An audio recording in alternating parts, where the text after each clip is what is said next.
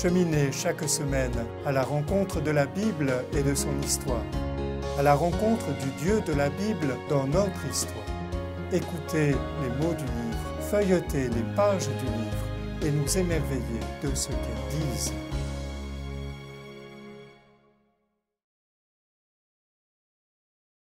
La Bible, le livre des livres, le livre qui nous parle d'un Dieu partant à la rencontre de l'homme, c'est le livre de tout un peuple à la recherche de Dieu, marchant parfois à tâtons à travers alliance et infidélité.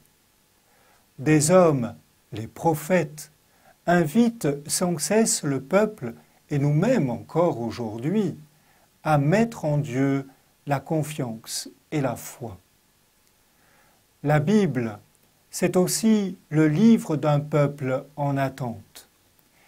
Et l'on trouve dans le livre du prophète Isaïe un oracle qui emprunte aux annonces de naissance merveilleuses et qui va désormais nourrir des siècles d'attente messianique. Cet oracle se trouve au chapitre 7 du livre d'Isaïe et en son centre, ce verset, « Aussi bien le Seigneur vous donnera-t-il lui-même un signe. Voici que la jeune femme est enceinte et enfante un fils, et elle lui donnera le nom d'Emmanuel. » On est ici en présence d'un des textes les plus célèbres, mais aussi les plus commentés, discutés de toute la Bible. On le comprendra facilement du côté juif, en raison de sa forte teneur messianique, et du côté chrétien, à cause de l'application que l'Évangile en fait à Jésus. Le personnage clé de l'oracle est évidemment l'Emmanuel. Qui est donc ce fameux personnage? Sera-t-il fils du prophète ou fils du roi? Ou encore, faut-il envisager un personnage de l'avenir lointain?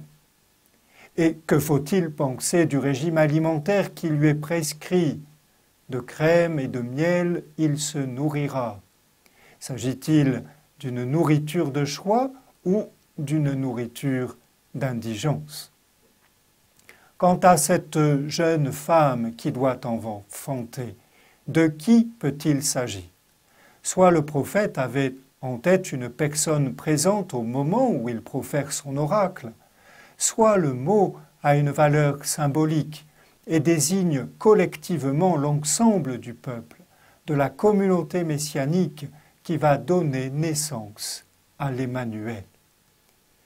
Mais en réalité, il importe moins de savoir de qui l'enfant est le fils. Le signe ne réside pas avant tout dans l'identité de l'enfant, mais dans sa présence même, qui rappelle l'exigence de la foi et les conséquences tragiques de l'attitude d'incroyance du roi.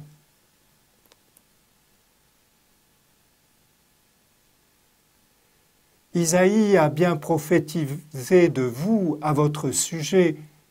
Ce peuple m'honore des lèvres, mais son cœur est loin de moi.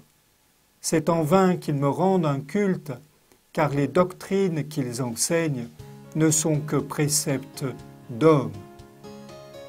Parole de Jésus dans l'Évangile selon saint Matthieu au chapitre 15.